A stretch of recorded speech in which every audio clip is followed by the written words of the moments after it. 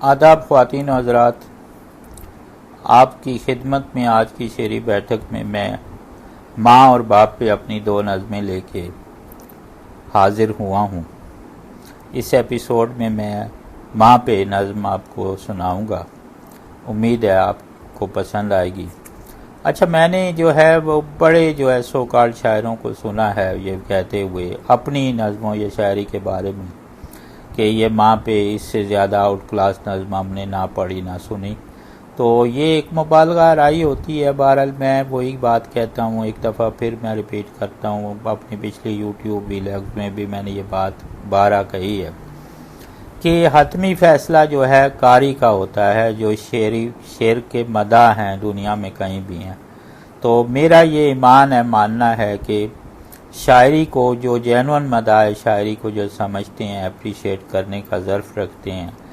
और इसकी बारीकियों, इसकी लताफत से लुत्फ़ उठाते हैं, तो वो हम शायरों से भी दो कदम आगे शायरी की समझ बूझ रखते हैं और उनको मेरा सलाम। तो माँ पे ये नज़म आपकी खिदमत में जो है मैं पेश करता हूँ। हतमी फ़ैसला आपका ही होगा।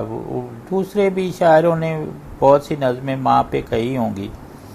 तो एक मेरी जसारत भी आप मुलाहिज़ा कर लें, उम्मीद है आपको पसंद आएगी।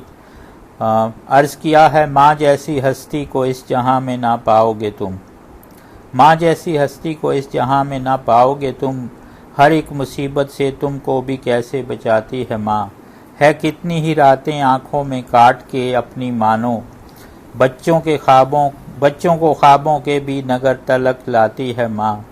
अपने ही सुख चैन और अपनी भूख से लापरवाह सी,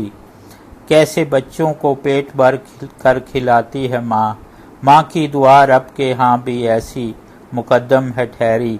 है हादसों से कितने ही तुमको बचाती है माँ, सुख चैन में माँओं को तुम भूलने वालों बोलो, सुख चैन में माँओं को तुम भूलने वालों बोलो, क्यों फिर से हर मुश्किल में तुमको भी याद आती है माँ, जन्नत भी माँ के कदमों तले रखी है रब ने, काहे तुम जैसे कितनों को ही जहन्नुम से बचाती है माँ, हैं बख्त वाले जो माँ की अपनी खुशी में खुश हैं बख्त वाले जो माँ की अपनी खुशी में खुश हैं, रस्ते में बच्चों की भी खुशी के कहाँ आती है माँ, माँ की जुदाई के दुख से हैं आशना वो लोग, माँ की जुदाई के दुख से हैं आशना वो लोग, बदकिस्मती से फिर जिनकी कूच कर जाती है माँ, मौजूदगी को माँ की गनीमत ही जानो तुम भी,